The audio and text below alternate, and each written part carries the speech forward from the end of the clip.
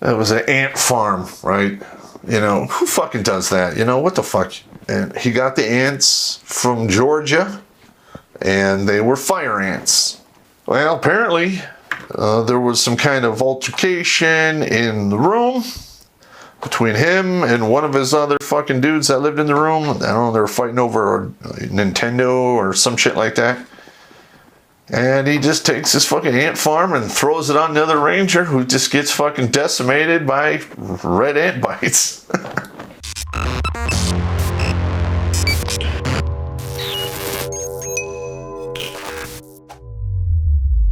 Alright everybody, Terrence Popp here with another episode of Live from the Lair.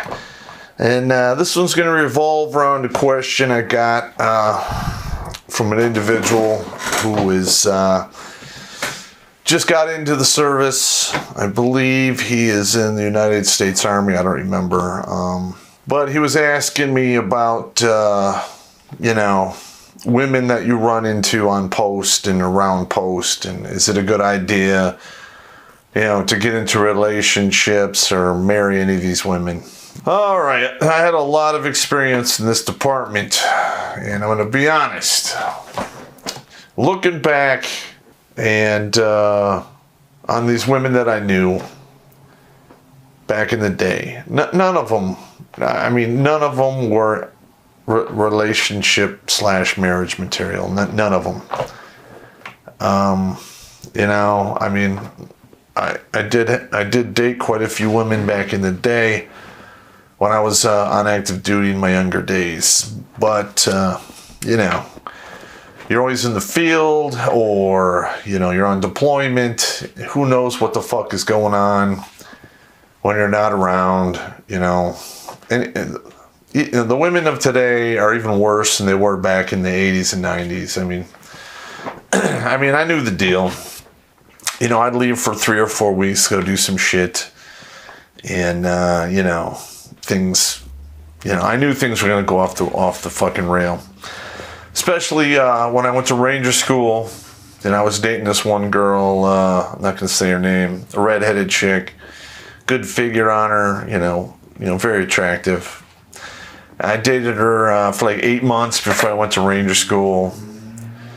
And then I went to Ranger School, and I rode her, and I did all that fucking bullshit. And I came back and found out that, things had gone fucking sideways since I left from Ranger School. I was gone for 4 months and 15 days between pre-Ranger, Ranger School, and one recycle.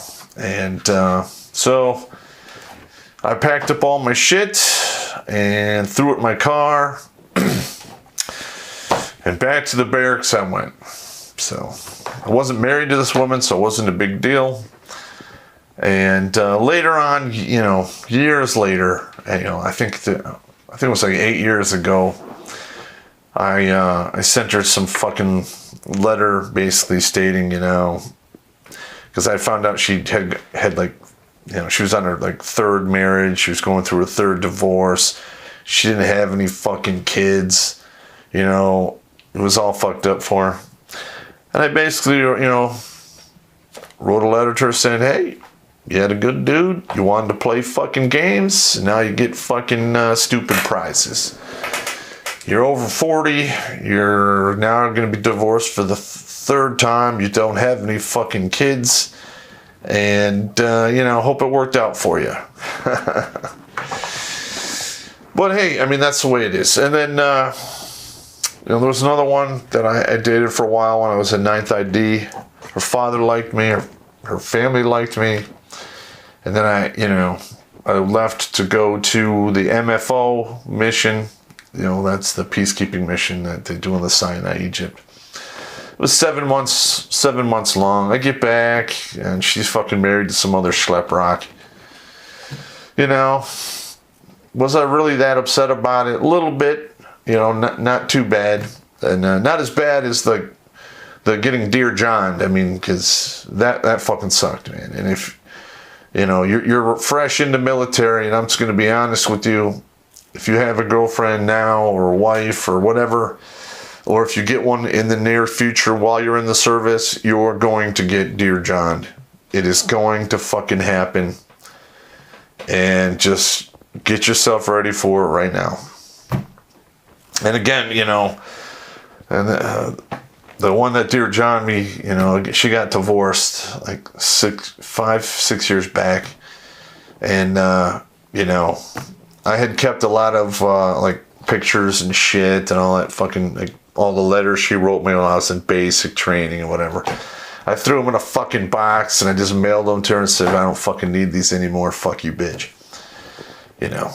Have a nice life. Hope it worked out for you. You got divorced. Obviously it didn't. Haha. That was it. So, if you're going to make a career out of the service, it is probably best if you do so alone. Don't get married because that doesn't go anywhere good. Especially if you're married to somebody for a minimum of 10 years. That means if you do 20 years and retire, she gets half your pension, and you can't live on half your pension. You're going to work until you die.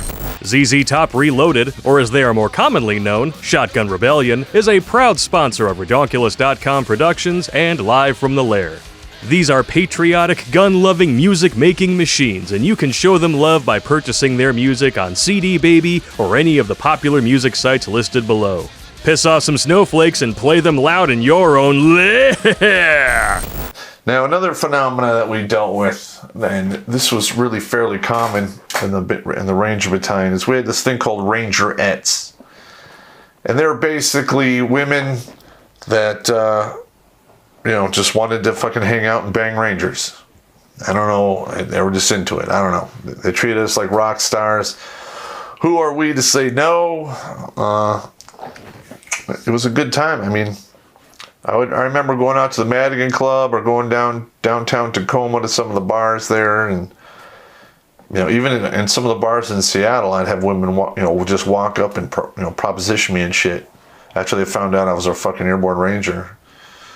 Shit, I'm not even that good looking of a dude, and I did okay. So there's definitely that angle, but in regards to marrying any of these women or fucking having kids with them or anything like that, it's just don't do it. It's just not good. And not to mention that I hear today it's even worse than it was back in my day. Like, there's all kinds of VD and a lot of it's incurable now. Fucking herpes is more prevalent. Hell, even decriminalize giving people AIDS. Fucking dude, just keep your pecker in your pants. And believe me, you'll live longer. You have more shit at the end, and until you want to have kids, you'll be a lot happier. I'm not saying that if you decide to have kids that your life is going to end up happy, because more than likely in today's day and age, at the back end and at the end of the long game, perhaps you'll have a degree of happiness, but just the pain and heartache of fucking having kids taken away and having the courts play games with you in regards to that is not cool. All right, I have another question here from a guy. He's enlisted right now. He's finishing up his 4-year degree, and he is kicking around putting in a packet for officer. Okay. All right, now I'm just going to be honest. You want to be an officer, great. If you are average to below average, you are going to be a section leader and a company commander, and then the rest of your time as an officer, you're going to work in fucking staff somewhere doing bullshit.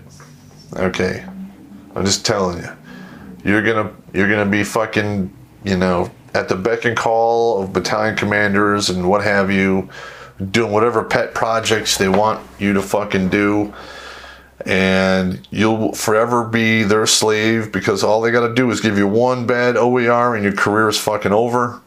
There's a lot of political bullshit that goes on. It's way worse today than it was back in my day. Again, if you don't play the politics game, you're gonna be fucking done. Okay, now, most of the good officers that I've ever fucking known were prior enlisted. All right, and that includes like the West Point and all of the other fucking officers that came from these elite fucking colleges. Did I run into some good officers that came from West Point and some of the other fucking, elite colleges that are military institutions? Yes, but very few. Most of them were just raging, egotistical fucking assholes. Just straight up. It's officers like that actually probably, lead to some of them getting fragged. All right. Now, in regards to the officers that were prior enlisted, they knew the deal. They were on the ground as a fucking grunt. And they froze and they starved and the supply was fucked up and then they had to walk, or helicopters broke down and they spent fucking weeks, if not days, just waiting around because fucking somebody dropped the ball. And so when they become officers and they understand the fucking pain of the dude on the ground, they become much better at it. That's just my opinion. But if you think you got the stones to drop a packet in for OCS or direct commission, then by all means, give it a go. But, don't be surprised after you spent 6 years and you're, as an officer and you're a captain and you're fucking, being the bitch boy and doing all the bullshit. I don't want you to fucking complain to me because I fucking warned you. All right, now, let's see. A couple of fucking stories. I got reminded of, I was talking to a buddy of mine on the phone. He goes, hey, why don't you talk about some of the crazy fucking pet stories, And I'm like, okay, because, guys in the Army, they're not technically supposed to have pets, but that doesn't stop them. So, when I was in second bat, we had a guy, he had a boa constrictor, and he fed this thing like clockwork once a fucking week. And this fucking snake got big fast. It went from like this to like literally almost 7.5, 8 feet long in like a year. It was huge. And, when a snake gets that big, especially a python, they're all muscle anyway. So one day I'm on fucking CQ and, the one sergeant comes running around the corner saying, hey, Rufus just got out of his fucking cage. Can't find the goddamn snake. Oh, my God. So me and my runner, the NCO who owned the snake, and probably 3 or 4 of his buddies spent from about 11 o'clock on a Saturday night, all night long, into the next morning, didn't find a fucking snake. And like we were looking under all of the ceiling tiles, and if you open up the ceiling tiles, there's all kinds of fucking pipes and steam pipes and air vents.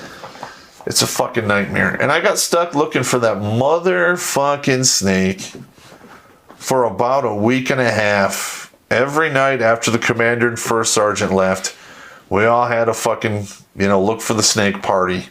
And, because, you don't want the command to find out there's a fucking 8-foot boa constrictor loose in the building somewhere, because then reports will get written and questions will be asked and then people will get in trouble and it's just a fucking snake. I finally found it after, like, I think it was a week and a half. I don't remember the exact time. And it was wrapped around a steam pipe, just staying warm, just doing its deal. Yeah, that was good times. And then we had another guy when I was in second bat, or when I was in 9th ID.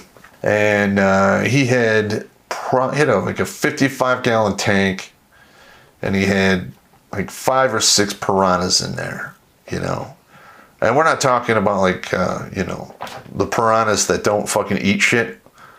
We're talking about the real fucking red belly fucking fuck you up piranhas. And, we would go in there and watch them fucking drop fish in those little goldfish or big goldfish in there and watch these piranhas just eat the fuck out of them. And, I remember the first sergeant came in there and saw the tank and fucking was like, oh, you got fish? And he was like looking up real close, and I'm like, yeah. What kind of fish are they? Oh, the piranhas. Oh, fuck, no, you gotta get rid of those, man. You can't have piranhas in the fucking barracks. What's wrong with you? So, I don't know what happened to him after that. I think he did get rid of him or moved him off post, but, it is what it is. And like all of the guys who got married or moved off post, the first thing they do is get a pit bull. They all got a pit bull dog, and like on the weekends when you're, not in the field or you're off on the weekends, there's probably like 60 or 70 fucking dogs walking around with all their fucking ranger fucking owners doing their deal. And every once in a while, dogs do what dogs do, and they fight. Now these aren't intentional dog fights because, I'm not cool with that at all. I think that's reprehensible. But, 2 pit bulls, one gets off the leash and fucking attacks the other one. It's fucking on. And I don't know if you know what a pit bull is, but the real bad ones are, somewhere between 70 and 90 pounds. There isn't an ounce of fat on these animals. They are nothing but fucking muscle and rage and anger. And once they get going, it is next to impossible to fucking, break them apart. And there's always all kinds of blood. Dogs have to go to the vet afterwards. And then you better get out there and hose that shit down right away, because if, the OIC or the NCOIC, who is on, battalion watch, sees that shit, it's going to ask where the fucking blood came from, and then they're going to ask questions, and it's going to get all fucking crazy. But yeah, and there's some guys there that had some really good fucking dogs. One of the reasons why I got a Labrador Retriever when I was married is there was a guy in the barracks who had a blonde lab. I don't remember her name, but she was a good hunting dog. And technically you're not supposed to have any dogs when you're living in the barracks. But this dog was quiet, was well behaved, and everyone pretty much just looked the other way. And that was it. And he had that dog until he ETS'd and he went back to Oklahoma. Yeah, so I remember when he drove off, the dog was right in the passenger seat and he was out of there. That's good times. It's good times. What are some of the other ones that we had? Let's see. I think that's about it. Oh, yeah. I had a guy, this one fucking ranger had a fucking, it was an ant farm, right? Who fucking does that? What the fuck? But, hey, he's a turbo dork. He wanted to have an ant farm, so he got an ant farm. And he got the ants from Georgia, and they were fire ants, the ones that sting you. Well, apparently, there was some kind of altercation in the room between him and one of his other fucking dudes that lived in the room. I don't know, they were fighting over a Nintendo or some shit like that. And he just takes his fucking ant farm and throws it on the other ranger, who just gets fucking decimated by red ant bites. Yeah, that was a fucking mess to clean up right there, man. Yeah, good times. But yeah, man, wow, it is what it is. So anyway, please keep the questions coming, because they remind me of stuff. And number 2, since we're not, getting, put forward by YouTube anymore, we're going to probably have to branch out and do our own advertising. And I'm thinking of starting a GoFundMe page to buy a couple of months or 1 month of blip advertising on billboards. Could you guys let me know in the comments if you guys are willing to support something like that, because this channel needs to grow, and for that to happen, we're gonna have to start thinking outside the box and doing some fucking other things, because Redonkulous has pretty much been throttled down to almost no growth whatsoever. We're managing 1,500 to 2,200 new subscribers a month, and now we're down to like 138 to 250. Who knew? Anyway, gentlemen, that's it for me. I'll talk to you guys later.